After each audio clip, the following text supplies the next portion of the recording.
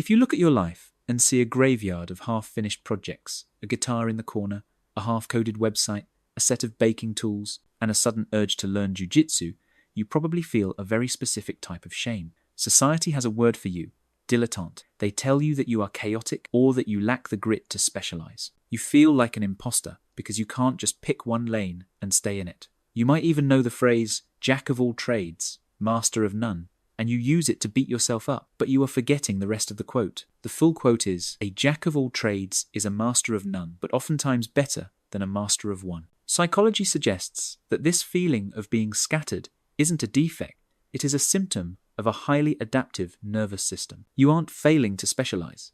You are unconsciously building a rare cognitive architecture known as the M-shaped mind. While the world tells you to focus, your brain is trying to prepare you for a future where hyper-specialization is actually a liability. Before we break down why your chaos is actually a survival strategy, let me know in the comments, where are you watching from? And if you love deep psychology like this, check out my newsletter community after watching, linked in the description. To understand why you feel this anxiety, we have to look at the lie you were sold. For the last century, the world was an I-shaped game. It rewarded people who dug one hole a mile deep. It was a kind learning environment, like golf where the rules never changed. If you practiced your swing for 10,000 hours, you won.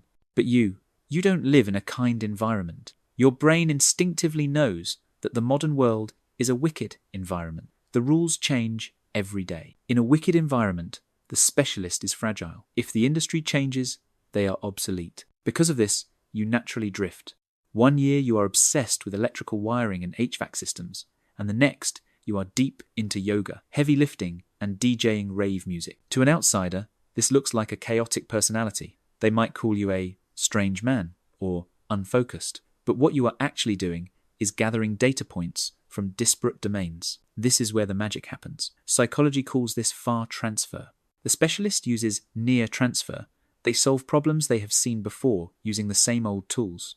But you use far transfer. You take a concept from one completely unrelated field and apply it to another. Think about the web developer who used to be a beekeeper and a farmer. On paper, those things have nothing to do with coding. But that agricultural experience allows them to understand organic systems and growth cycles in a way that a specialist coder who only stares at screens could never grasp. They aren't just writing code, they are cultivating an ecosystem. That is far transfer. That is innovation. You feel like an imposter because you aren't the best at any one thing, but you are failing to see that your value isn't in your depth, it's in your synthesis. Now, understanding that your curiosity is a superpower is a great relief, but it doesn't solve the immediate, crushing problem, the burnout and the feeling of being behind in life. You see people your age becoming senior vice presidents or lead engineers, and you feel like you're still at the starting line because you keep switching tracks. This happens because you are misunderstanding the geometry of your own potential. You aren't T-shaped general knowledge with one specialty. You are M-shaped. An M-shaped person has multiple pillars of depth connected by a bridge of curiosity.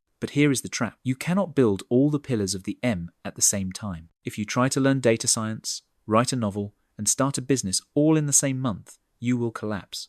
The people who successfully navigate this life, the true polymaths practice, what we call serial mastery. You have to view your life in seasons. You might spend your 20s obsessing over music and art. Then, in your 30s, you pivot to programming to pay the bills. You didn't quit art, you just finished that season of construction. I saw a story of a 3-year-old who finally found peace with this. He realized he couldn't choose art over programming. So, he let programming be the pillar that paid the bills, while music, philosophy, and game design flourished as the other pillars on nights and weekends. He denied high-demand team lead positions to keep his work week at 30 hours. He protected his psychic energy. He didn't try to merge them all instantly. He let them exist sequentially, and eventually they all merged into his own personal video game projects. That is the M-shape in action. There is one final psychological trait you have that makes you bulletproof, and it comes from evolutionary biology. It's called redundancy. In nature, redundancy is a strength, not a waste. Elephants rarely get cancer because they have massive genetic redundancy, multiple copies of the same cancer-fighting gene. If one fails, another takes over. Your chaotic interests are your redundancy. If you are just a specialist software engineer and AI takes your job, you are terrified. But if you are a software engineer who also knows how to do electrical wiring, fix HVAC motors, and teach English? You are unbreakable. You haven't been wasting your time dabbling. You have been engaging in strategic adaptability. You have been building a safety net of skills that ensures no matter what happens to the economy, or technology, or the job market, you have a pivot ready. So, stop apologizing for your graveyard of hobbies. Those weren't failures. They were semesters in the university of your own making. You were never meant to be just one thing. You were built to be the bridge between worlds that others can't even see. If you are ready to embrace your M-shaped future, drop a heart emoji in the comments to show you're putting it all together. And if you want the deep dive research on how to structure your seasons, subscribe and check out the newsletter community in the description.